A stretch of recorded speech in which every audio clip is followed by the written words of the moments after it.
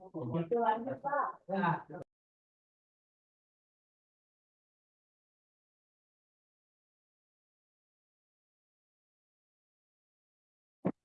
saya izin mulai ya Pak. Assalamualaikum warahmatullahi wabarakatuh. Selamat pagi dan teman-teman dan terima kasih kepada Pak Ibnu dan teman-teman semua yang sudah hadir pada perkuliahan hari ini. Di sini saya izin untuk menjelaskan jawaban latihan soal polinomial dari kelompok ganjil. Yang soal pertama akan dijelaskan oleh Uluan terlebih dahulu. Baik. Sebentar tampilannya bisa full nggak ya? Gimana caranya ya? Lebih besar gitu. Jelasannya per kalimat-kalimat aja nggak apa-apa.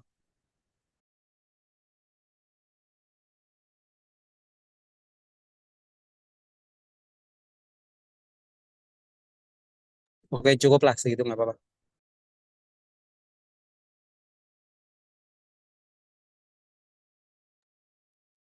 Baik, izin menjelaskan soal nomor satu pada ring polinom. Soalnya itu diberikan ring suku banyak di Z6. Misalkan fx sama dengan 2x pangkat 3 ditambah 3x kuadrat ditambah 1. Dan polinom gx sama dengan 5x kuadrat ditambah 2. Masing-masing adalah suku banyak di Z6.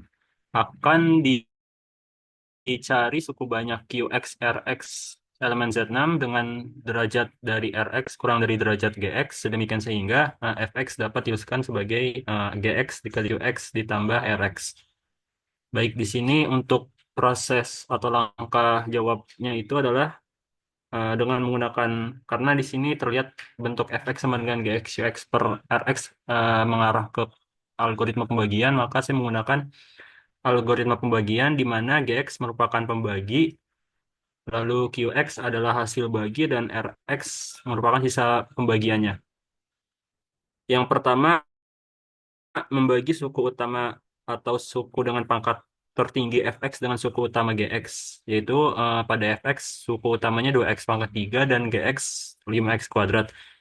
Kedua suku tersebut dibagi mendapat hasil 2 per 5x. Nah, koefisien 2 per 5 ini diperiksa lagi karena ini ada di ring Z6 atau modulo 6. Jadi di sini 2 per 5 dimodulo dengan 6, terus sama dengan 2 dikali 5 pangkat min 1 modulo 6, atau sama saja dengan 2 dikali 5 mod 6, 2 kali 5 10, 10 per 6, arti 10 modulo 6 itu sisa 4. Maka suku bagi pertama Qx tadi hasil dari 2 per 5x bisa dituliskan sebagai 4x. Lalu kalikan Gx dengan 4x diperoleh 4x dikali 5x kuadrat plus 2 itu diperoleh 20x pangkat 3 ditambah 8x. Ini juga di modulo dengan 6 diperoleh untuk 20 itu sisa 2 dan 8 itu sisa 2, maka diperoleh polinom 2x pangkat 3 ditambah 2x. Lalu kurangkan hasil kali tersebut dari fx. Fx tadi adalah 2x pangkat 3 ditambah 3x kuadrat plus 1 dikurang dengan hasil ini tadi 2x pangkat 3 ditambah 2x. Diperoleh polinom f1x itu 3x kuadrat dikurang 2x ditambah 1. Nah, ini karena derajatnya masih sama ya, belum kurang dari, yaitu derajat masih 2, maka diteruskan lagi untuk algoritma pembagiannya. Bagi suku utama F1X dengan suku utama Gx diperoleh 3x kuadrat dibagi 5x kuadrat sama dengan 3 per 5, sama karena ada di wilayah ring Z6, maka dimodulokan dengan 6, diperoleh hasilnya 15 mod 6 itu, oh ini kepotong ya, 15 mod 6 itu 3. Oh ya, benar, 546 itu 3. Maka suku bagi keduanya dari tadi yang Q1X mungkin ya, ini kurang indeksnya. Tadi Q1X 4X, sekarang ditambah ada hasil bagi terbaru itu eh, plus 3. Jadi QX-nya itu udah update jadi 4X plus 3.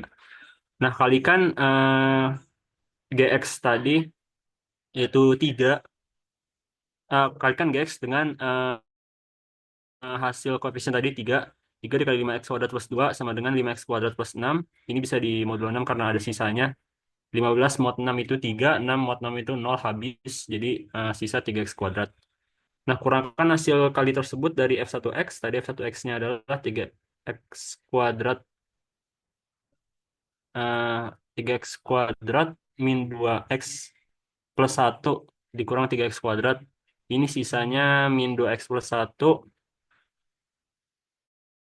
Nah, di sini saya coba di modulo 6 karena mengacu pada slide di soalnya ya, di slide berikutnya itu diminta hasil RX-nya itu atau sisanya itu adalah 4x plus 1. Ternyata ketika saya mau hasil RX-nya ini min 2x plus 1 saya modulkan dengan 6 itu diperoleh, kalau min 2 kan artinya ya kayak lebihnya gitu ya, jadi 4x, terus kalau plus 1 tetap plus 1 sisanya. Nah, dengan demikian diperoleh suku banyak QX-nya itu tadi yang udah terbaru 4x plus 3 dan sisanya itu ada atau RX sama dengan 4x plus 1 di Z6X dengan derajat RX kurang dari derajat QX. Sedemikian sehingga fx dapat dituliskan sebagai gx kali qx ditambah rx, yaitu 2x pangkat 3 ditambah 3x kuadrat plus 1 sama dengan gx-nya adalah 5x kuadrat plus 2 dikali dengan qx 4x plus 3 lalu ditambah dengan rx 4x plus 1. Seperti itu, Pak. Sebentar, komentar dulu saya. Ntar dulu, jangan lanjut ke soal berikutnya. eh ini kalian sudah baca slide yang dari Bu Sri Wahyuni yang UGM, bisa diakses kan ya? Bisa diakses nggak? Bisa, Pak. Mas? Cuma Bisa. belum Itu membaca. soalnya kan saya ambil dari situ. Tahu kalian baca nggak? Soalnya ada nggak di situ? Ya. Itu jawabannya sama nggak, Wan? Luan, prosesnya, proses Eh, sama nggak? Oh. untuk untuk saya sendiri, untuk sumbernya belum sempat lihat, Pak. Cuman saya mengacu pada hasil akhir di slide berikutnya yang Bapak tampilkan itu.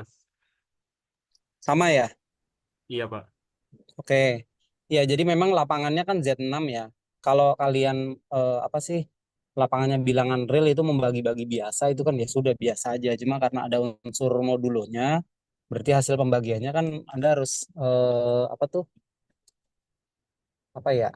Ya diperhatikan betul hasilnya ya dan dikaitkan dengan modulo 6 gitu. Ya. Nah, saya punya pertanyaan nih sedikit. Tadi kan 2 per 5 mod 6 sama dengan 2 kali 5 pangkat min 1 mod 6 sama dengan 2 kali 5 mod 6 itu ceritanya gimana?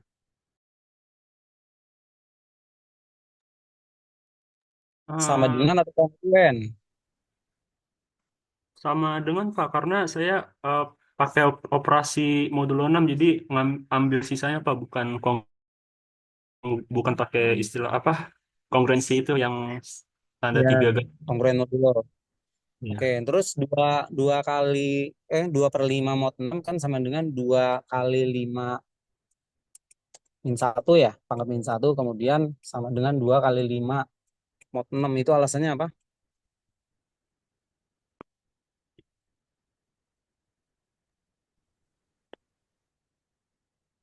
eh Seingat saya itu sempat itu dari sifat modulo ya, Pak. Jadi kalau bilangan inverse bisa ditulis sama, saya kurang paham juga gimana pembuktiannya, tapi saya baca sifatnya seperti itu, Pak. Ya udah, PR ya, tambahin ya. Tambahin keterangan kenapa 2 kali 5 sama dengan 2 kali 25 pangkat min 1 sama dengan 2 kali 5 mod 6 gitu ya. Ya benar, cuma alasannya harus ditambahkan ya. Oke. Ya, lanjut soal berikutnya.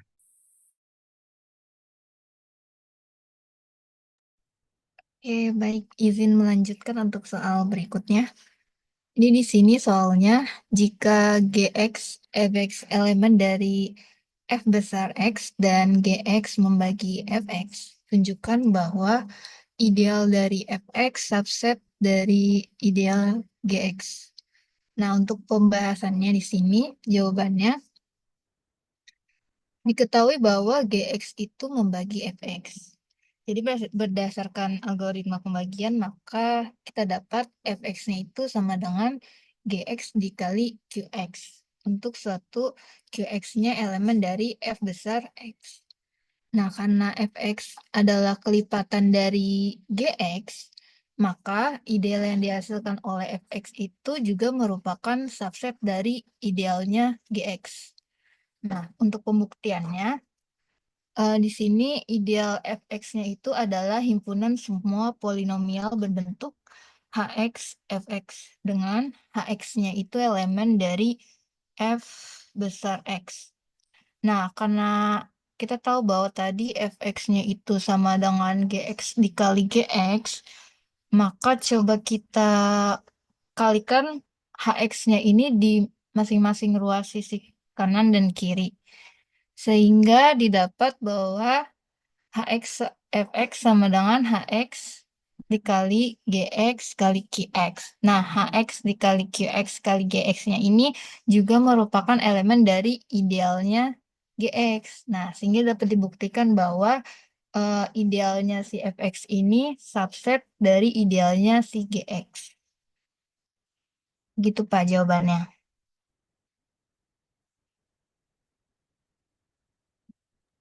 Sebentar. Coba lihat lagi tadi soalnya mana?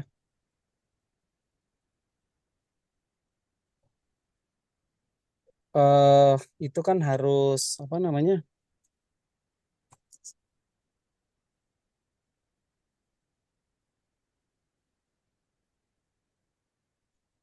Oke.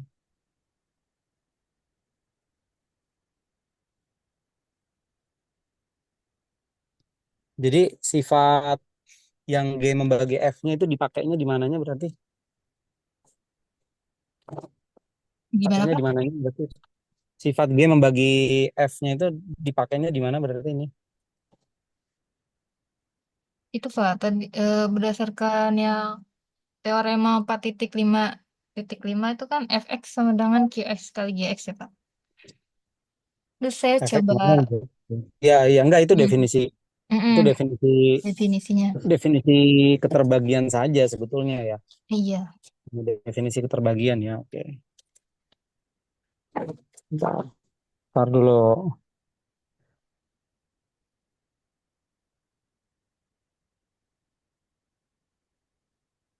Oke. Ya, oke nggak masalah bisa diterima. ya baik Pak. Ini yang ngerjain siapa? Satu orang atau diskusi nih? Eh, Jujur, ayo gimana?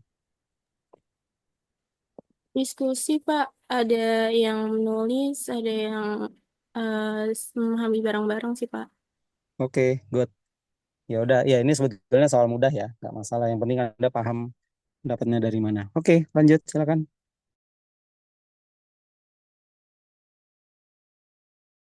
Baik, untuk yang soal selanjutnya, itu yang pertama dia diminta membuktikan bahwa X kuadrat tambah X tambah 1 itu tidak dapat direduksi di F, yaitu lapangan bilangan bulat mod 2. Nah, untuk jawabannya sendiri di sini berarti Z2, di mana Z2-nya itu 0 sama 1. Lalu kita mensubstitusi X-nya itu sama dengan 0 ke PX, yaitu X kuadrat tambah X tambah 1. Di mana X-nya itu 0, didapat hasilnya itu 1 mod 2 sama dengan 1. Lalu kita mensubstitusi X itu sama dengan 1, disubstitusi lagi ke persamaannya, yaitu X kuadrat tambah X tambah 1, didapat hasil 3 mod 2 sama dengan 1. Nah, karena tidak terdapat X di elemen Z2 yang mengakibatkan PX sama dengan 0, tidak terdapat hasil yang sama dengan 0, maka polinomial tidak memiliki akar di Z2 tersebut, sehingga X kuadrat tambah X tambah 1 tidak bisa difaktorkan di Z2. Oleh karena itu, polinomial bersifat irreducible yang dimana dia tidak tereduksi. Nah, selanjutnya untuk yang B itu persamaannya X kuadrat plus 1. Bentar, Nov, Nov, tenang. Nov, sebentar, tenang, tenang. Mana-mana tadi? Sebentar. Jadi buktinya seperti itu ya. Nah, pertanyaan saya sekarang gini. Bisa nggak kalian cari polinom yang tereduksi gitu di integer mod 2? Gimana, Pak? Bisa nggak dicari contoh polinom yang tereduksi di integer mod 2? Di bilangan bulat mod 2 ini. Ah, Sebentar, kan gini. Kalian kan cara membuktikan bahwa dia tidak tereduksi ya. Irreducible kan caranya begini nih. Nah, sekarang saya balik. Bisa nggak berikan contoh yang tereduksi di bulat modulo 2? Gitu ya. Ini pertanyaannya untuk semua ya. baik, Bukan Pak. buat presenter. Oke, di pause dulu lah. Mikirnya di pause dulu biar nggak masuk Zoom. Pause dulu, Nov.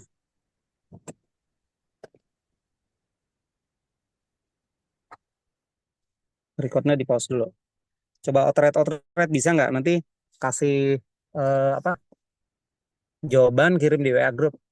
Jadi kalian ketika bisa menunjukkan irreducible, kalian juga bisa cari contoh sebaliknya gitu. Atau nanti saya tanya lagi, contoh polinom yang irreducible lagi selain ini ada nggak gitu. Bisa nggak dikasih contoh gitu. Ya, ini yang modulo 2 dulu. Oke, coba silakan.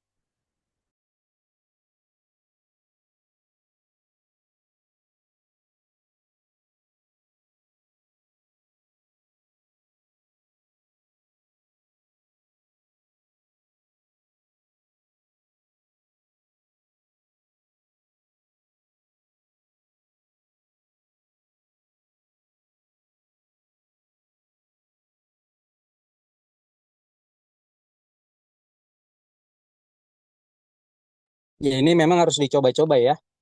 Coba-coba dulu, coba silakan. Berapa ada nggak?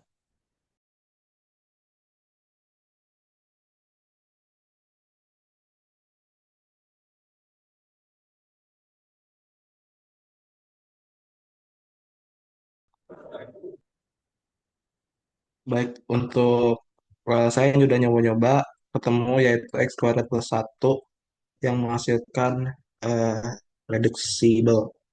Di sini kita coba untuk x sama dengan 0 itu hasilnya 0 kuadrat plus 1 hasil 1 mod 2 yaitu 1. Lalu untuk x sama dengan 1 yaitu 1 kuadrat plus 1 mod 2 yaitu 2 mod 2 yaitu 0. Maka hasilnya itu ada di semua ada di eh, Z2. Maka terbukti bahwa X kuadrat plus 1 itu reducible. Gitu sih, Pak. Oke, ini contohnya ya. Oke. Oke.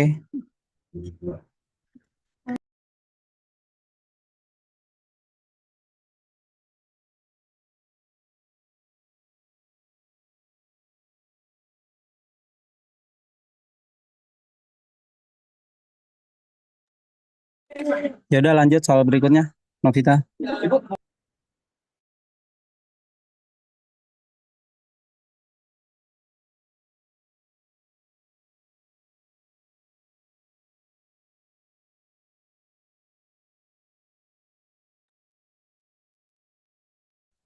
Selanjutnya, polinomialnya itu adalah x kuadrat tambah 1 tidak dapat direduksi melalui bilangan bulat mod 7.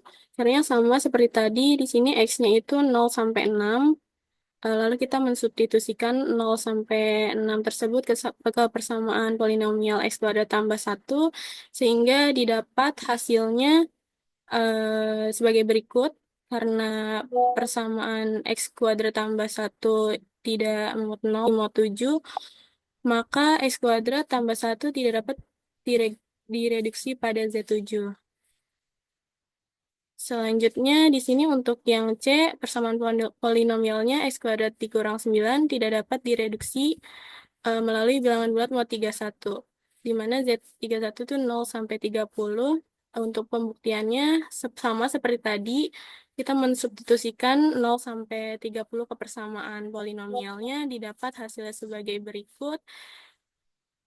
Tidak Hasilnya tidak ada yang sama dengan 0 di mod 31, maka X pangkat 3 dikurang 9 tidak dapat reduksi juga, terbukti pada eh, Z31. Terus untuk yang D, persamaannya itu X pangkat 3 kurang 9 dapat direduksi pada bilangan bulat mod 11. Di sini Z11-nya 0 sampai 10, sama seperti tadi.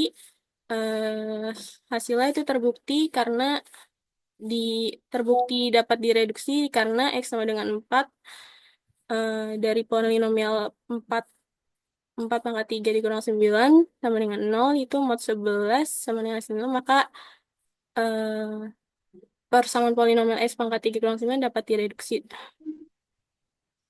Seperti itu, Pak. Iya, cek. Halo. Bapak mohon maaf suaranya putus-putus, Pak.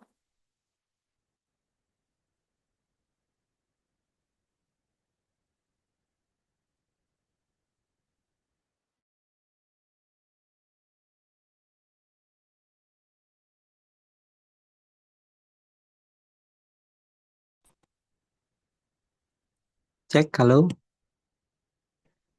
Tidak terdengar, Pak.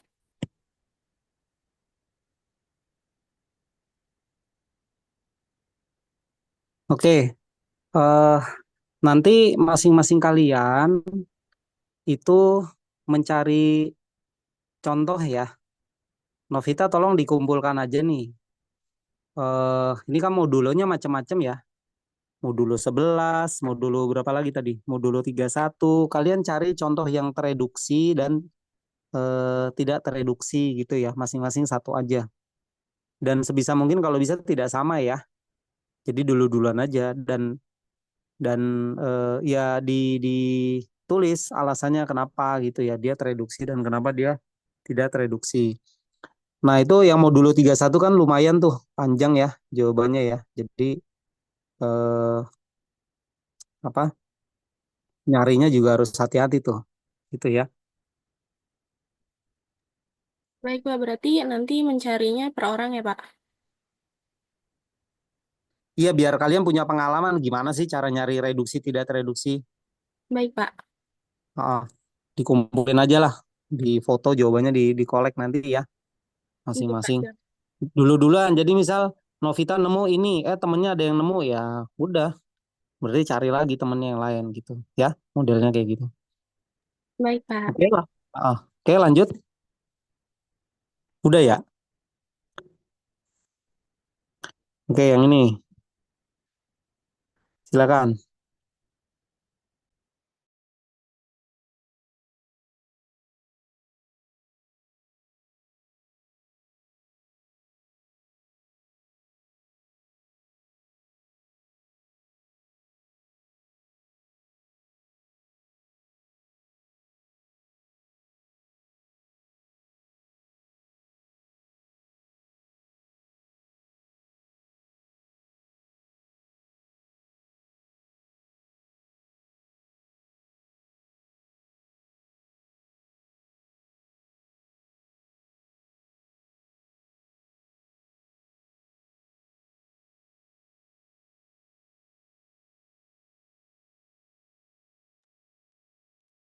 Baik, saya izin melanjutkan soal berikutnya.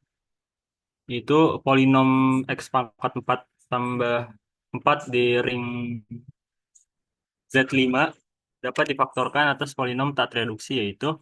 Nah, ini langkah jawabannya. Bentuk polinom X pangkat 4 plus 4 bisa diubah menjadi X 4 min 1 modulo 5. Ini sama saja karena ada di modulo 5. Lalu karena ya bisa diubah karena 4 ini kongruen min 1 mod 5. Jadi X pangkat 4 plus 4 itu sama dengan X pangkat 4 min 1. Ini diubah agar nanti bisa dibuat faktornya. Lalu pertama faktorkan untuk polinom X pangkat min 1 menjadi dua buah polinom yaitu X kuadrat min 1 dikali dengan X kuadrat plus 1. Nah, selanjutnya polinom X kuadrat min 1 bisa difaktorkan lagi menjadi X min 1 tambah X plus 1. Di sini karena masing-masing polinom X min 1 dan X plus 1 sudah tidak bisa difaktorkan menjadi dua polinom lagi, berarti sudah tak tereduksi. Lanjut, periksa bagian X kuadrat plus 1. Eh, Nah, ya periksa X kuadrat plus 1 apakah tereduksi atau tak tereduksi. Ternyata ketika kita mengambil X sama dengan 2 dan X sama dengan 3, ini akan menghasilkan 0 kongruen dengan 0 modulo 5. Artinya tereduksi, di mana berarti kita harus melanjutkan memfaktorkan lagi agar bentuk polinomnya menjadi polinom yang tak tereduksi.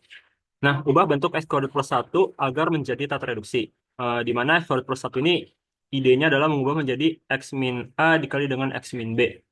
Atau kalau dihitung berarti kan x kuadrat dikurang dengan A plus B x ditambah AB. Nah, ini cari pasangan nilai A dan B sedemikian sehingga A plus B itu 0 modulo 5 dan AB 1 mod 5. Jadi karena kita mau bentuknya kan dari x kuadrat plus 1. Di sini nggak ada koefisien yang X. Jadi si A plus B X yang ada X-nya yang suku di X yaitu A plus B itu harus 0 agar A habis. Dan si AB itu harus 1 agar sesuai dengan koefisien awalnya yaitu plus 1. Nah, setelah kami hitung-hitung diperoleh pasangannya itu A-nya sama dengan 2 dan B sama dengan 3. Ini bisa dilihat bahwa 2 tambah 3 sama dengan 5 itu kongruen 0 modulo 5 dan 2 kali 3 itu 6 kongruen 1 modulo 5. Maka X kuadrat plus 1 di wilayah lapangan Z5 ini ternyata bisa diubah menjadi X min 2 dikali dengan X min 3. Nah, kesimpulannya jadi polinom X pangkat 4 ditambah 4 dapat difaktorkan atas polinom tak tereduksi, yaitu X pangkat 4 tambah plus 4 ditambah 4 sama dengan X min 1 dikali X plus 1 dikali X min 2 dikali X min 3 pada ring Z5X. Seperti itu, Pak. Berarti itu akar-akarnya 1 min 1, 2, 3 gitu ya. Kalau X pangkat 4 tambah 4 ya. Iya, Pak. Ada bentuk lain nggak uraian faktorisasinya? Atau faktorisasi itu sebetulnya tak lain ya tereduksi juga ya polinomnya ya. Tak tereduksi juga ya. Kan X tambah X pangkat 4 tambah 4 eh, ya ini karena di Z Ya, gimana? iya, makanya dipilih salah satu pemisalannya 2 sama 3 karena AB-nya sendiri kita asumsikan AB-nya elemen dari Z5 ya. Iya, Iya, berbeda. namun bisa saja pokoknya gitu setelah saya teliti lagi ya, mungkin bisa saja A sama dengan 2 mod 5 dan B 3 mod 5.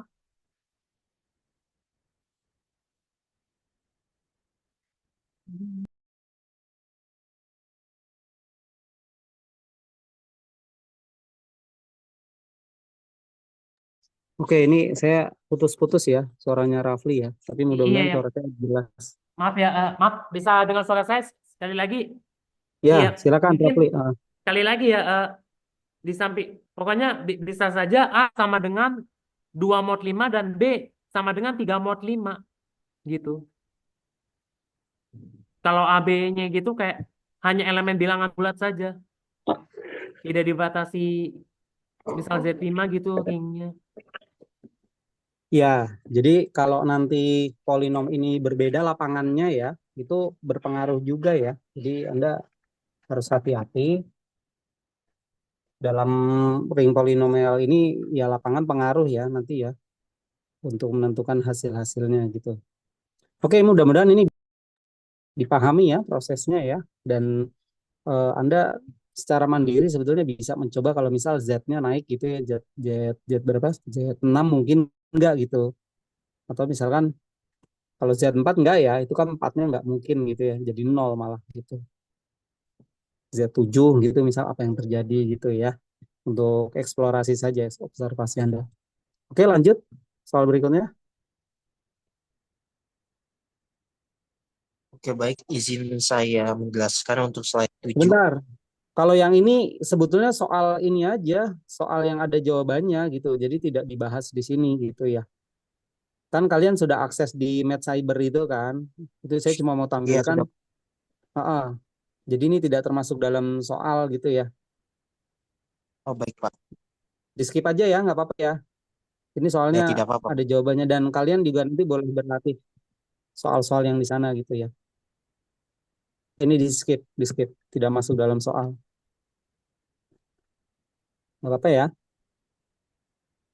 ditulis ulang lagi nggak masalah. Oke, terus Untuk soal yang polinomial sudah berikutnya. Udah semua ya? Udah, Pak. Jadi yang soal cuplikan on MIPA itu juga udah terjawab ya? Bisa ya? Iya, Pak, sudah. Oke, jadi artinya sebetulnya kalian mampu untuk bisa menjawab soal sejenis itu. Cuma ya butuh waktu ya, butuh proses dan kemauan yang kuat untuk memahami materi-materi seperti ini gitu. Oke ya, mudah-mudahan jadi bisa meningkatkan keyakinan Anda, kepercayaan diri Anda bahwa materi tentang ring polinomial itu bisa dipahami ya, dan setelah ini kalian bisa mulai eksplorasi untuk jenis soal yang ya mungkin sifatnya pembuktian atau yang lebih dari itu. Dan ada juga soal-soal di Omnipa gitu yang notasinya gitu ya, misalkan ring polinom dibagi polinomnya. Nah, itu kalian cari dulu maknanya apa, kemudian coba dijawab. Itu juga ada di dalam soal Omnipa, tapi tidak saya tampilkan di sini ya. Mungkin nanti di latihan-latihan berikutnya kalau saya tampilkan, mudah-mudahan kalian juga sudah tahu cara menjawabnya bagaimana gitu ya. Jadi prinsipnya adalah kalian tahu teorinya, ketika diberikan soal ya tahu jawabnya gitu ya. Kalau nggak tahu jawabnya kan agak repot juga. Tapi dalam lomba-lomba ya yang mengaitkan tentang materi aljabar ya, struktur aljabar, aljabar linear itu prinsipnya sebetulnya closed book ya. Jadi kalaupun nanti UAS Anda open book, itu tolong tidak mengurangi usaha Anda untuk belajar secara mandiri dan banyak mengingat materi-materi di aljabar gitu ya, aljabar linear maupun struktur aljabar. Oke, terima kasih untuk kelompok apa ini, Novita? Ring polinomial ya. Ya, polinomial, Pak. Oke, ya saya berharap yang tidak mengerjakan kalau nggak ngerti diskusi ya internal ya. Kalau nggak ngerti juga bolehlah ngobrol-ngobrol ke saya gitu diskusi jawabannya. Ya, Baik, oke, Pak. silakan lanjut berikutnya. Terima kasih, Pak. Filenya di share ya di WA Group ya, Nov. Iya, Pak, siap.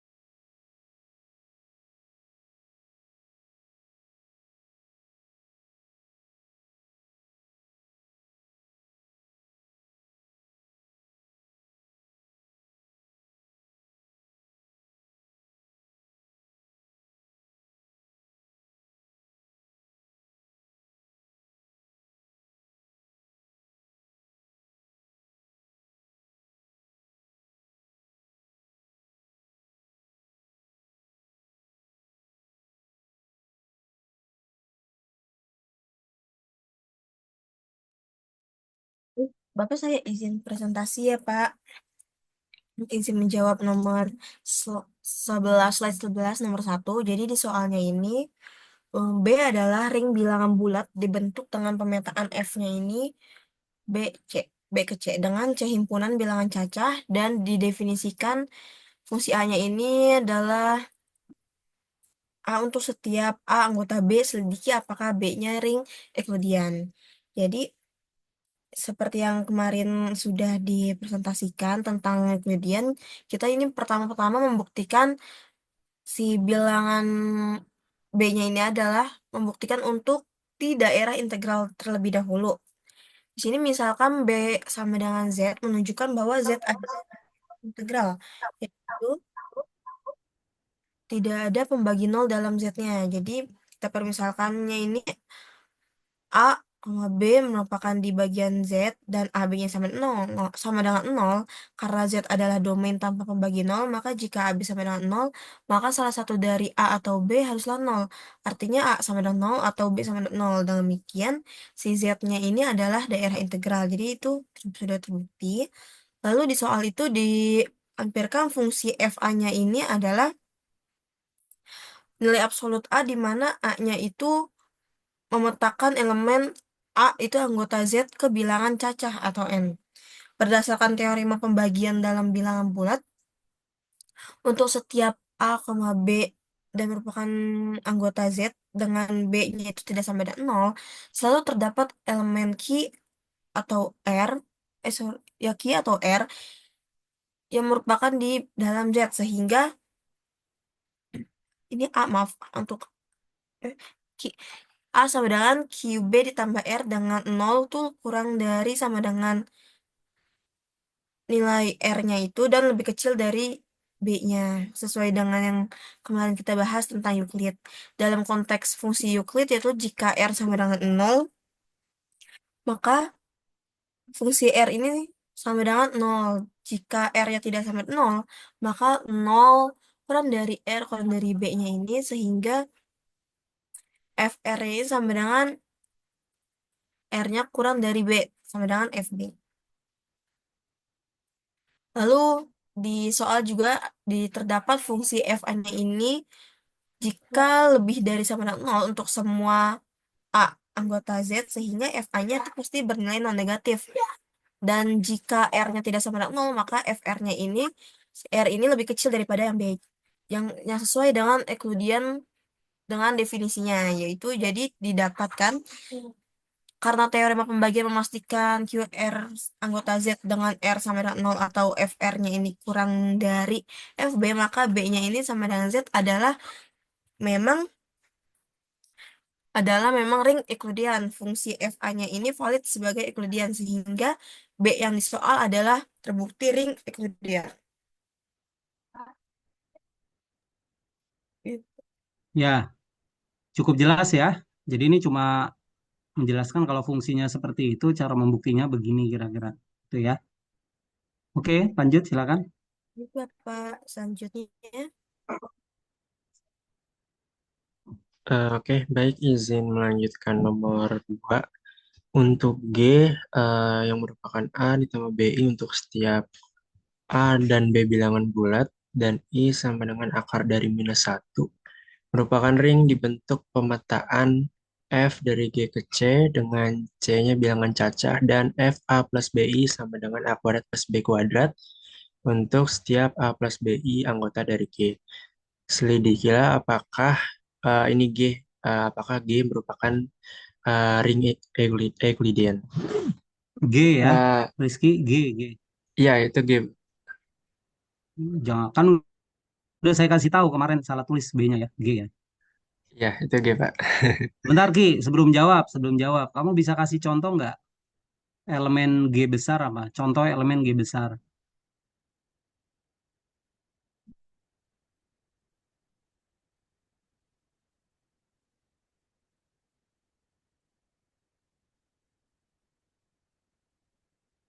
Contoh elemen G besar apa?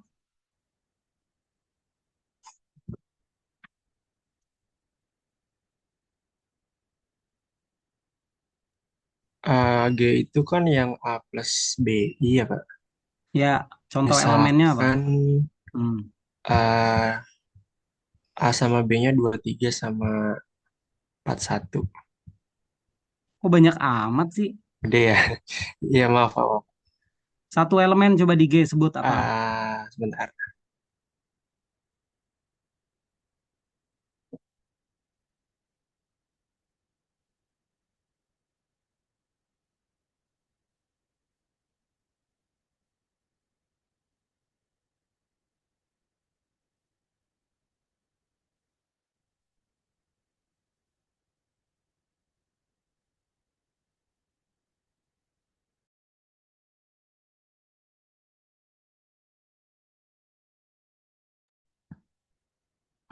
Misalkan 1 plus I, Pak.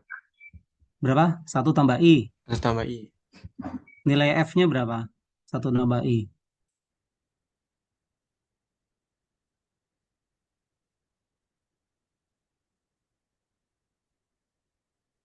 F satu tambah I berapa nilainya? Berarti 1 tambah I 2. 2, Pak. 2.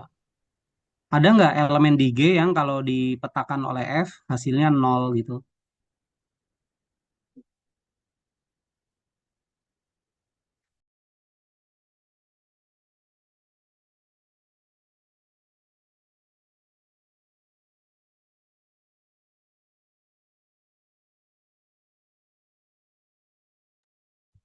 Kalau nol Pak, misalkan kan nol ditambah nol I, Oke, hasilnya nol.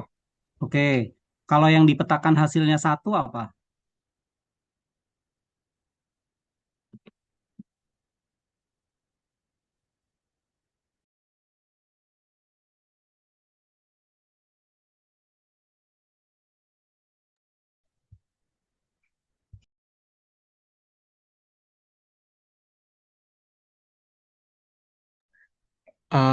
Berarti tinggal ganti nolnya sama satu, Pak. Satu tambah nol I. Ada lagi nggak yang dipetakan hasilnya satu?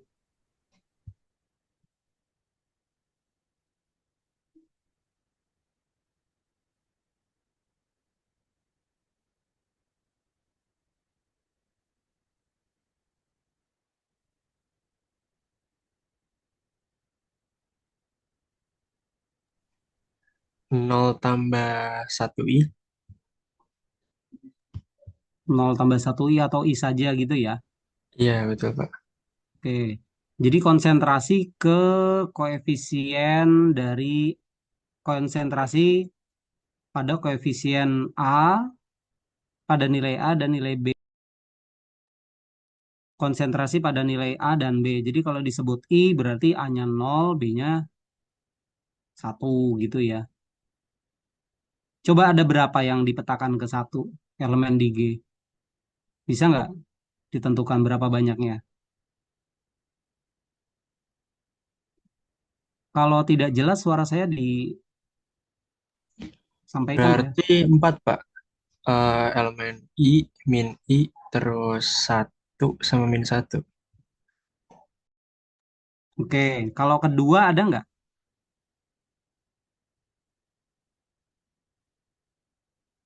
Dipetakan kedua.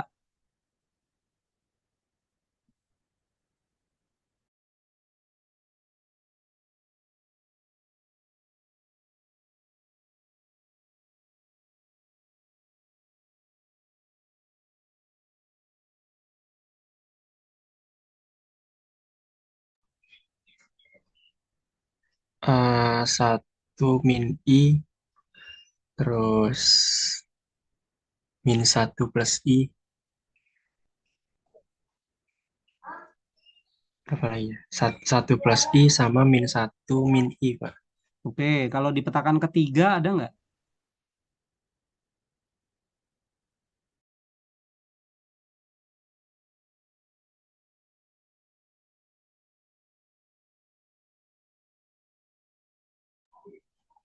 Enggak ada nggak sih Pak? Enggak ada deh Pak. Keem- Keempat ada nggak?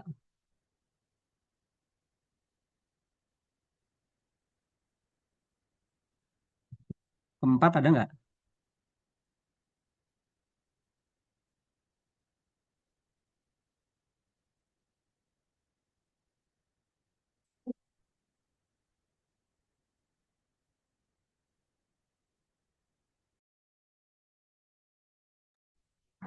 Berarti kayak 2 plus 2I, terus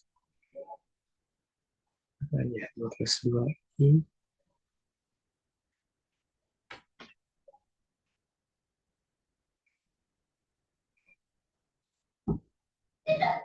2 plus 2I, 2 min 2 plus 2I,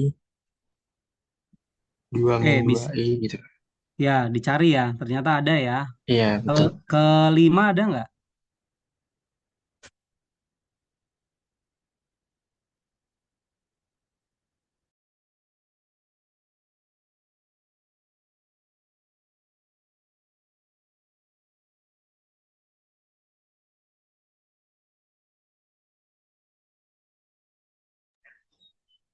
Ada Pak, 1 plus 2I, terus 2, Tadi 2 yang nggak plus ada berapa? I, 5 ada ya. 5 ada Pak. 3 yang enggak ada. Tiga nggak ada. Coba dari bilangan cacah semuanya ada atau atau apa kecuali tiga gitu atau bagaimana gitu ya. Nah, maksud saya gini, ketika saya bertanya seperti ini, kalian ketika melihat suatu ya pernyataan informasi gitu ya, itu intuisinya, observasinya itu berjalan gitu. Jadi ketika kalian diberikan F-nya G, G-nya itu isinya ya, kemudian ke C. Kan kalau dalam fungsi kita harus apa ya, kritis ya. Ini fungsinya apa ya kira-kira, kelakuan fungsinya gitu maksudnya ya. Satu-satukah, padakah, bijektifkah gitu ya. Kalau continue kan enggak ini ya, karena kan apa tuh elemennya beda gitu ya, di bilangan kompleks bulat gitu kan. Ya, jadi harus sampai seperti itu. Anda menemukan suatu fenomena, soal atau apa gitu ya, itu dicek. Tadi kan ketemu tiga ya, katanya tiga nggak nemu nih, tiga di otak-atik kayaknya nggak dapat gitu ya. Kalau kalau AB-nya real sih gampang selesai ya, tapi kalau AB-nya bulat kan ternyata ada kekhususan ya, ada tiga yang masuk. Tapi 0, 1, 2, 4, 5 jalan gitu ya. Bagaimana untuk bilangan-bilangan cacah berikutnya gitu ya? Apakah ada yang tidak ada gitu ya? Itu kan jadi pertanyaan menarik. Gitu ya, Anda terbiasa untuk melakukan seperti itu. Ketika melihat satu konsep, cari contohnya dan bukan contoh. Gitu ya. Oke, silakan lanjut. Jawabannya nomor 2. Oke, baik. Sebuah ring R disebut dengan domain Euclidean jika terdapat fungsi nilai Euclidean P dari R ke Z lebih dari sama dengan 0 yang memenuhi. Yang pertama, P0-nya itu harus sama dengan 0 dan PR-nya lebih dari 0 untuk R tidak sama dengan 0. Kemudian, untuk A dan B anggota R dengan B-nya tidak sama dengan 0, terdapat QR yang merupakan anggota dari R, sehingga A sama dengan BQ plus R dengan R sama dengan 0 atau P, PR kurang dari PB. Sifat dari fungsi Euclidean f a plus bi ini sama dengan a kuadrat plus b kuadrat sebagaimana disebutkan di soal. Fungsi f memiliki sifat yang pertama a plus bi-nya lebih dari sama dengan 0 untuk setiap a plus bi anggota G. Kemudian a plus bi sama dengan 0 jika dan hanya jika a-nya sama dengan 0 dan b-nya sama dengan 0. Sehingga kalau A sama dengan 0 dan B sama dengan 0, A plus BI itu juga sama dengan 0. Sehingga sifat yang pertama itu terpenuhi. Kemudian kita juga verifikasi bahwa untuk semua AB anggota G dengan B-nya tidak sama dengan 0 akan selalu terdapat QR yang merupakan anggota dari G. Sehingga A sama dengan BQ plus R ini dengan R-nya sama dengan 0 atau FR kurang dari FB, kita misalkan A itu sama dengan Z. Yang pertama Z1 sama dengan X1 plus Y1I. Dan B-nya itu merupakan Z2 sama dengan X2 plus Y2I. Oke, boleh di scroll. Oke, terdapat G sama dengan pembagian dari Z1 per Z2. Setelah mendapatkan Q hitungnya, R sama dengan Z1 minus Z2 Q. Q ini dipilih sedemikian rupa yang mendekati hasil bagi dari Z1 per Z2. Sehingga nilai Euclidean dari R, yaitu FR A kuadrat plus B kuadrat, itu akan lebih kecil daripada FB. Hal ini memenuhi syarat bahwa R-nya sama dengan 0. Nah, karena G-nya itu memenuhi kedua syarat tadi, yang pertama terdefinisi sebagai fungsi nilai Euclidean, dan yang kedua terdapat pembagian dengan sisa, maka dapat disimpulkan bahwa G ini merupakan sebuah ring Euclidean.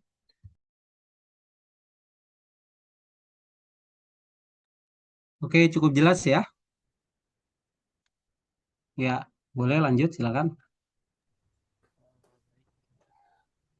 Untuk yang slide 12 nomor 1 itu pertanyaannya dalam sebuah ring komutatif dengan elemen satuan. Buktikan bahwa relasi AB di mana A adalah asosiasi dari B adalah sebuah relasi ekuivalen. Yang pertama untuk membuktikan suatu relasi disebut relasi ekuivalen, kita harus membuktikan tiga sifatnya yaitu sifat refleksif, simetris, dan transitif. Yang pertama yaitu untuk setiap A elemen dari ring dapat kita tulis bahwa A itu sama dengan 1 dikali A, di mana 1 adalah elemen identitas yang merupakan elemen satuan juga dari dan ada di ring R.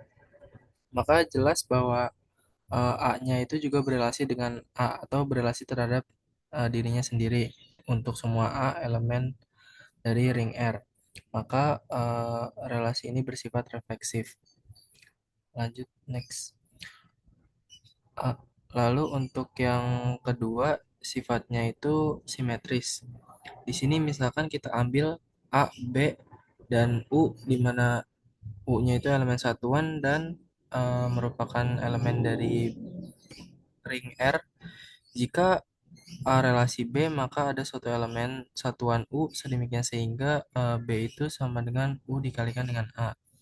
Nah, karena U-nya tadi adalah elemen satuan, maka U juga memiliki inverse U inverse di R. Tadi kan B itu sama dengan U dikali A. Kalau misalkan kita kalikan kedua ruas dengan U inverse, maka bisa kita tulis menjadi U inverse B dikalikan dengan U inverse U dikali A. Nah, U inverse U itu kan hasilnya 1, maka bisa kita tulis A sama dengan U inverse B. Karena A sama dengan U inverse B dan U inverse tadi kan juga merupakan elemen satuan di R, maka bisa kita tulis menjadi B itu berelasi dengan A. Sehingga terbukti bersifat simetris jika A relasi B maka B relasi A. Nah, lalu sifat yang berikutnya adalah sifat transitif. Yang pertama kita ambil A, B, C untuk U dan K ini adalah elemen satuan di R dan akan kita buktikan untuk A relasi B dan B relasi C, maka A akan relasi dengan C. Nah, kita tahu bahwa tadi A relasi B itu sama dengan B sama dengan U dikali A dan B relasi C itu C sama dengan K dikali B, di mana U dan K-nya ini adalah elemen satuan. Substitusikan B sama dengan U dikali A ke C sama dengan K dikali B. Next. Nah, maka bisa kita tulis menjadi C sama dengan K dikali U dikali A. Nah, ini dengan apa namanya? Sifat asosiatif ya. Lalu bisa kita tulis menjadi C sama dengan KU dikali A. Nah, di sini KU-nya itu berarti perkalian dari dua elemen satuan yang hasilnya juga akan menjadi elemen satuan. Dan KU ini juga ada di R. Maka jelas bahwa A-nya berelasi dengan C. Maka relasi ini juga bersifat transitif, yaitu jika A relasi B dan B relasi C, maka A relasi C. Karena ketiga sifat relasi ekuivalensi telah terpenuhi, maka relasi A dan B adalah sebuah relasi ekuivalen.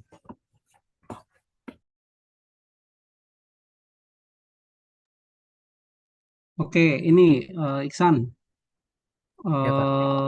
Naik dulu ke atas. Di mana?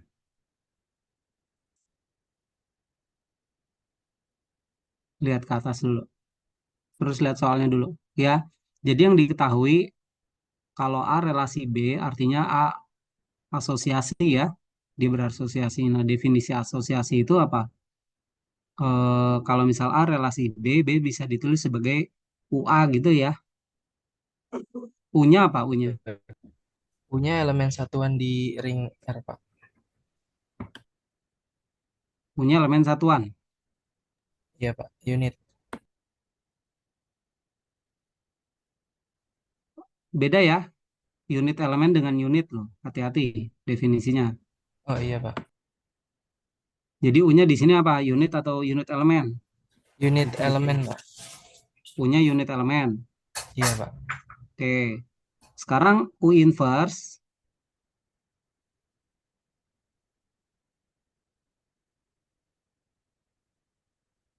R-nya itu ring loh ya. U inverse itu U inverse-nya terhadap apa? Terhadap penjumlahan, Pak. Karena ring komutatif. Kalau ada pernyataan ring komutatif, itu artinya terhadap perkalian. Oh iya, terkalap sekali. Maaf, Pak. Jadi ring secara umum itu kita menyebutnya ring asosiatif. Kalau ditambah ring komutatif itu artinya komutatif terhadap perkalian kan, eh, terhadap perkalian kan kalau ring dasarnya baru tertutup sama asosiatif gitu ya. Kalau ring komutatif dengan elemen satuan berarti ada angka ada satu elemen satu di situ sehingga satu kali A sama dengan A kali satu sama dengan A terhadap perkalian. Komutatif berarti AB sama dengan BA terhadap perkalian bukan terhadap penjumlahan gitu ya. Iya, Pak. Nah, ini eh, U-nya dia elemen satuan. Alasan dia punya inverse karena elemen satuan atau gimana itu?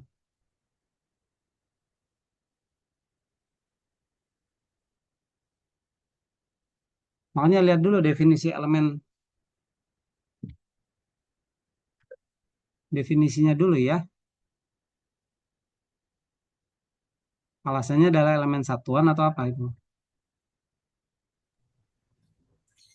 Karena karena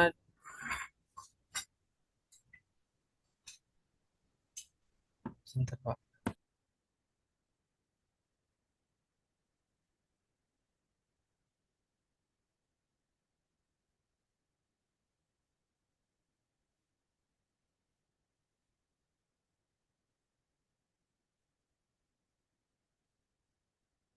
Karena adalah elemen satuan, Pak. Iya. Hmm? Alasannya elemen satuan. Iya, Pak.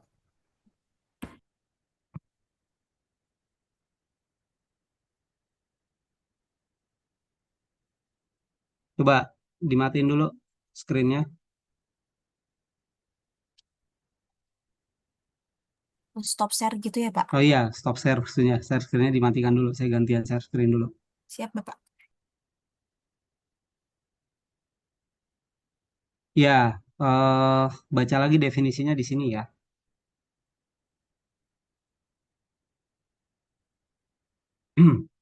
Jadi yang pertama pada buku ini itu dimunculkan definisi tentang unit ya. Kalau R ring komutatif dengan unit elemen. Nah, jadi kalau R seperti ini artinya dia komutatif terhadap perkalian, kemudian ada elemen yang namanya elemen satu. Sedemikian sehingga satu A sama dengan A1 sama dengan A ya untuk A-nya di R. Nah, A dia disebut unit. Nah, ini ya, A disebut unit kalau terdapat B sedemikian sehingga AB sama dengan satu. A disebut unit kalau kita bisa cari B sedemikian sehingga sama dengan satu. Oke, paham sampai sini? Iya, Pak. Ya. Paham. Nah, eh itu kan seolah-olah B itu bentuk inverse terhadap perkalian dari A ya. Iya, Gitu kan? Pak. Mm-mm. Ya B juga pasti unit. Kenapa? Karena ada A gitu ya. Karena ada A juga ketika dikali B hasilnya satu. Do not confuse a unit with unit element. Jadi unit elemen dia satu ya, elemen satu. Tapi kalau unit ya ini gitu ya. Jadi dia punya pasangan gitu ya. Punya pasangan yang kalau dikalikan hasilnya sebenarnya satu. Si A-nya dia disebut unit gitu ya. Nah, kemudian ada istilah associate. Associate itu apa? A dan B dia associate ya, berasosiasi jika B sama dengan UA untuk suatu unit di R gitu loh. Ya, untuk suatu unit di R. Oke.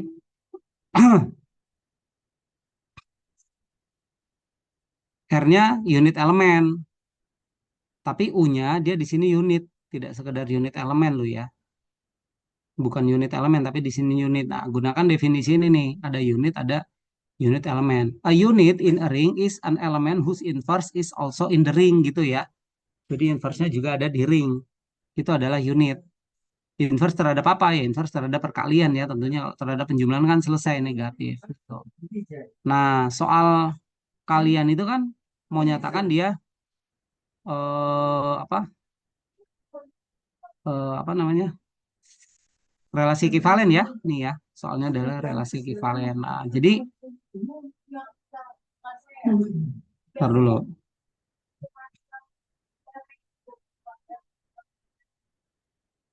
Saya lupa munculkan yang ini kalian sebentar. Euclid ya. Kalau di sini nggak bisa ya? Oke. Nah, ini refleksif gitu ya. Untuk setiap A di R dapat kita tulis A sama dengan 1A. Ya. A sama dengan 1A. Kenapa? Karena satu adalah apa? Alasannya apa? Elemen satuan. Ya, elemen satuan. Ya, dia di identitas terhadap perkalian oke ya, tapi kita menyebutnya sebagai elemen satuan gitu ya. Maka jelas A relasi A selesai. Nah, sekarang kalau simetris nih, kan misalkan B sama dengan UA, kita mau balik apakah A bisa ditulis sebagai sesuatu kali B gitu ya. B sama dengan UA. Ya, U-nya apa berarti? Unit. Sorry. B sama dengan UA gitu ya. B sama dengan UA nih, lihat ya. Hati-hati nih nulisnya. B sama dengan UA. A ada di mana? R. Ada di R. Ya. B ada di R gitu ya. Kemudian U ada di R asumsinya ya. Sehingga elemen satuan. Maka ada elemen satuan. Bukan elemen satuan ya. Ini keterangannya unit ya. Maka ada unit sedemikian sehingga ini gitu. Ya.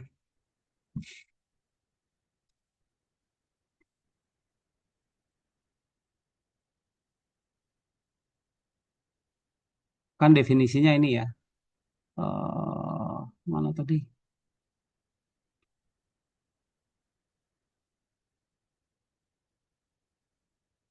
B sama dengan UA gitu ya. For some unit. Nah, kita mau ubah menjadi apakah A sama dengan sesuatu kali B. Ya, dan sesuatunya itu dia juga unit gitu. Ya, jadi ini nulisnya alasannya bukan karena U elemen satuan ya.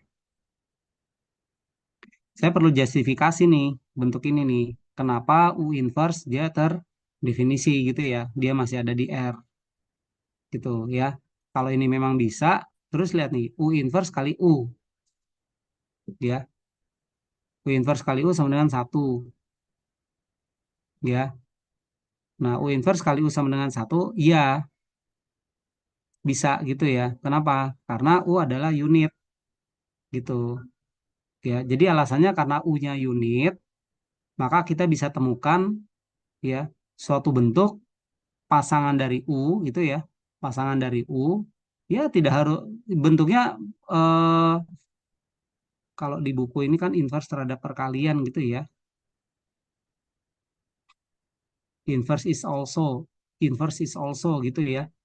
eh karena U-nya unit, maka terdapat lambangnya tidak harus menulis U inverse ya, bisa tulis pakai V gitu ya. Sehingga UV sama dengan 1 gitu ya.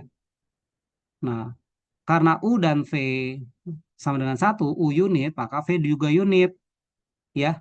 Maka V juga unit, maka kalau ini saya kalikan dua-duanya gitu ya. Sebelah kiri B dengan V gitu misal ya. V-nya juga unit ya. Nah, terus kan VU sama dengan 1, 1 kali A sama dengan 1 kali A sama dengan A karena satu adalah elemen identitas gitu ya. Maka A bisa ditulis sebagai V kali B gitu. Ya. Jadi lambang inverse di sini ya ini sekedar whose inverse also in the ring gitu. Ya. Walaupun kita lihat oke lah kalau terhadap satu ya, terhadap satu di sini nih. Nih, satu ini kan seolah-olah inverse terhadap perkalian gitu ya. Nah, inverse terhadap perkalian eh kalau B saya ganti dengan A inverse gitu misalnya A inverse sama dengan 1 karena kan belum tentu juga gitu ya ada inverse-nya gitu ya belum tentu. Nah tapi ketika dia ada inverse-nya maka dia si A-nya disebut unit gitu ya. Jadi kata-kata U adalah elemen satuan ini tidak tepat untuk menyatakan bahwa nanti hasilnya A sama dengan U inverse kali B gitu ya. Nah nanti yang bagian belakangnya kalau ini kan cuma diputer gitu ya. A, B, B, C. B sama dengan UA, C sama dengan KB gitu ya. U dan K ini sama-sama unit. Ya, bukan elemen satuan tapi unit. Oke. Nah, unit di sini nanti diproses, nanti dapat hasilnya ya KUA. Sebentar, komutatifnya dipakai di mana di sini nih?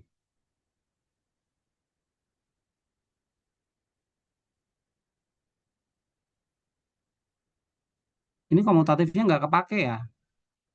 Ring komutatif dengan elemen satuan. Ini nggak muncul nih komutatifnya nih. B sama dengan UA, ya. C sama dengan KB. Berarti B sama dengan UA, C sama dengan KB, C sama dengan KUA. B gitu ya. Sebentar. C sama dengan A. KU. AK ini ya. Eh,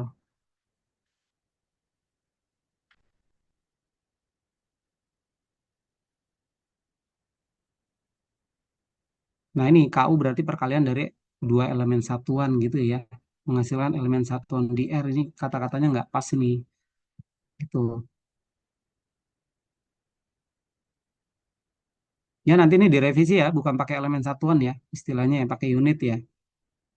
Baik, Pak.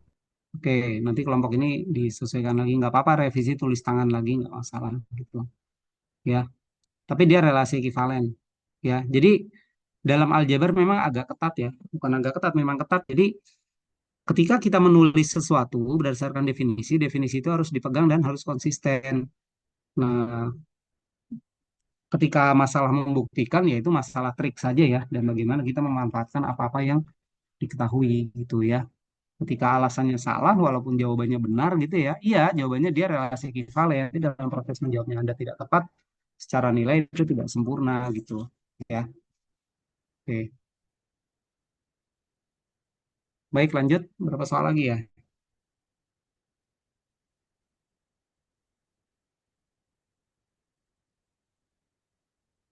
Oke, silakan. Berikutnya ya.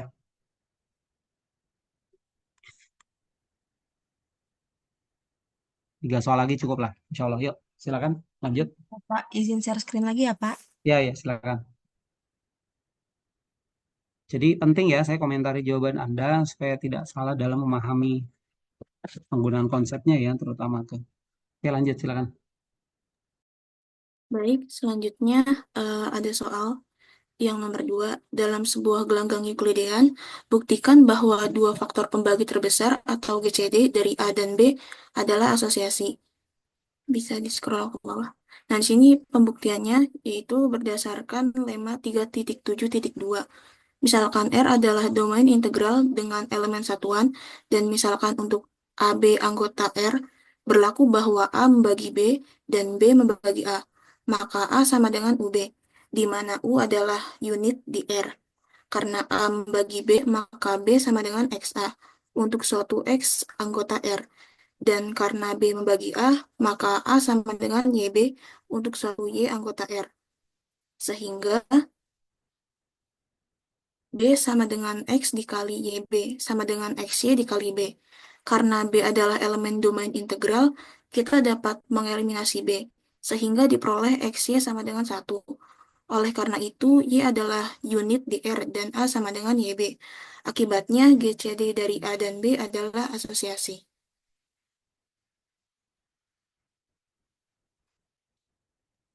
Oke, mudah ya. Nggak terlalu sulit ini bentuknya. Oke, silakan lanjut. Ya, baik. Di sini selanjutnya soal dari slide 13. Di sini diketahui ZI sama dengan A tambah BI, di mana A tambah A dan B-nya itu adalah di Z. Dan lalu daerah Euclid bilangan bulat Gauss dengan pemetaannya D sama dengan ZI kecuali 0 adalah D A tambah BI sama dengan A kuadrat tambah B kuadrat untuk semua A tambah BI di ZI kecuali 0. Pertanyaannya, faktorisasi atas unsur prima dari 100 elemen ZI adalah, boleh di-scroll. Jadi di sini saya membagi dalam beberapa step. Yang pertama, memfaktorisasi 100 dalam Z. Jadi Faktorisasi 100 dalam bilangan bulat biasa, ya 100 itu sama dengan 2 pangkat 2 dikali 5 pangkat 2. Selanjutnya kita faktorkan 2 dan 5-nya dalam ZI. Next step, kita faktorisasi 2 dalam ZI, yaitu kita hitung norma 1 tambah I, adalah N 1 tambah I sama dengan 1 kuadrat tambah 1 kuadrat adalah 2.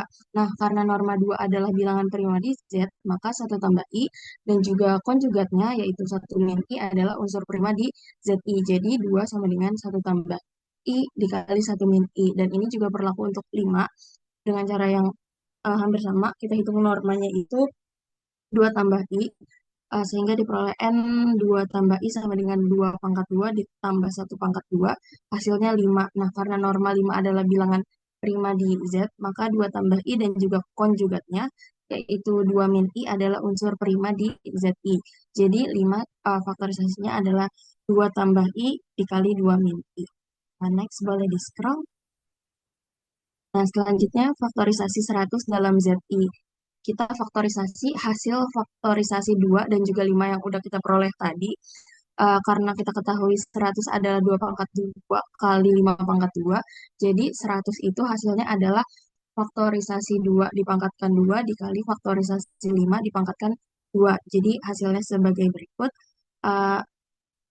Dan juga bisa kita sederhanakan, jadinya 100 sama dengan 1 tambah I dikuadratkan dikali 1 min I dikuadratkan dikali 2 tambah I dikuadratkan dikali 2 min I dikuadratkan. Dan kalau kita buktikan juga hasilnya 100. Jadi diperoleh, boleh di-scroll, faktorisasi dalam ZI, 100 dalam ZI secara formal bentuknya seperti ini.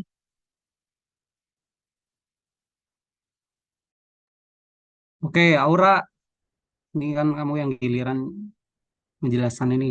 Coba ceritakan proses menjawab soalnya nih gimana nih? Simsalabim atau ada apa gitu?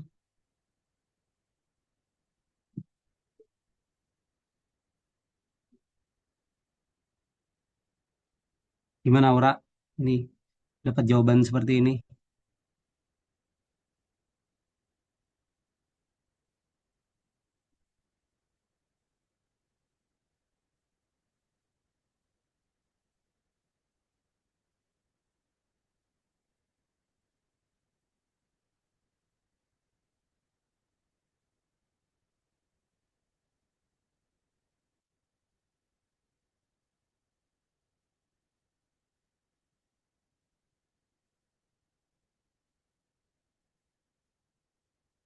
Aura, proses jawabannya gimana ini?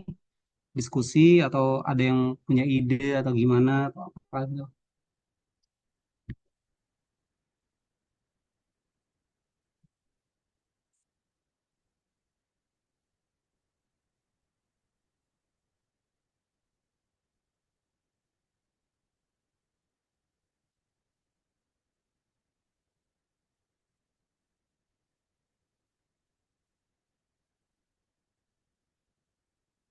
Nov, suara saya masuk nggak Nov?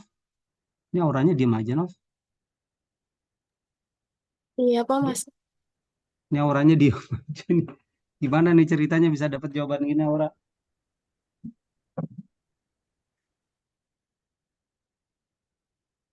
Hmm.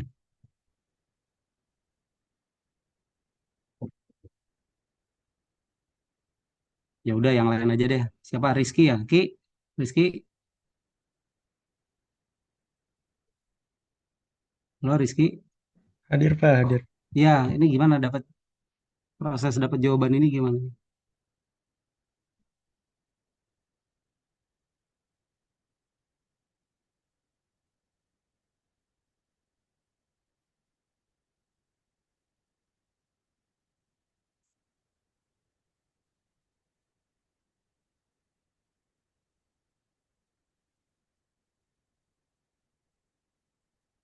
Dapat idenya gitu ya, bisa mengerjakan kayak gini nih.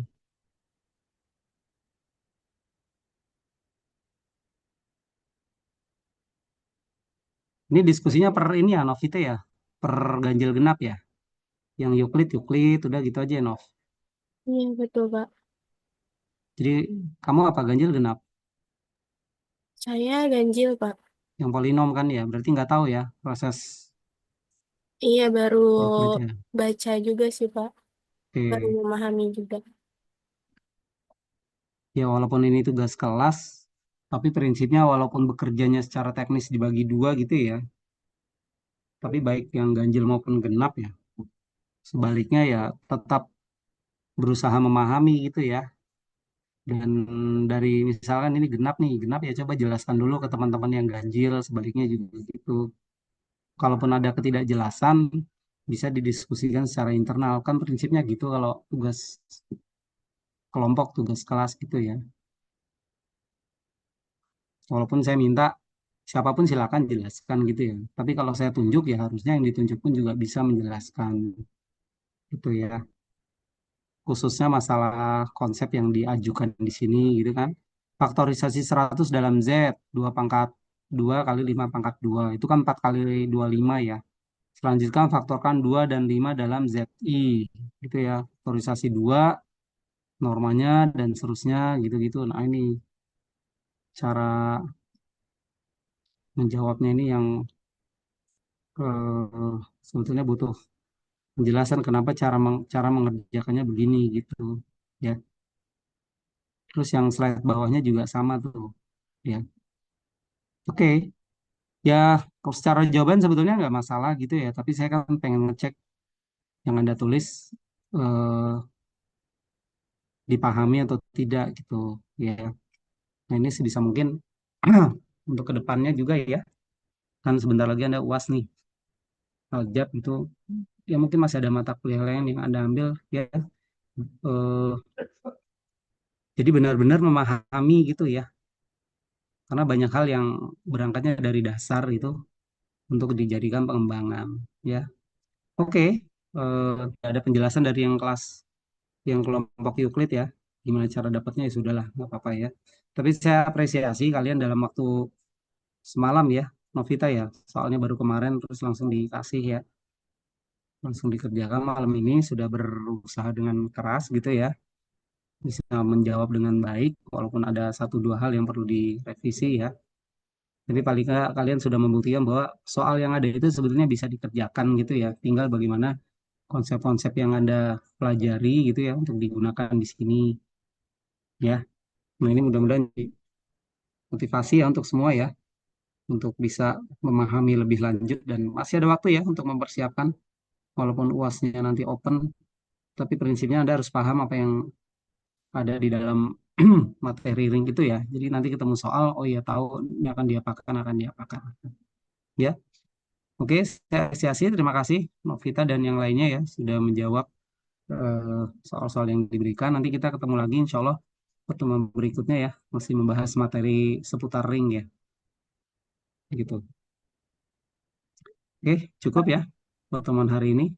Baik, Ada terima kasih banyak. komentar dulu Novita mungkin sebagai PJ.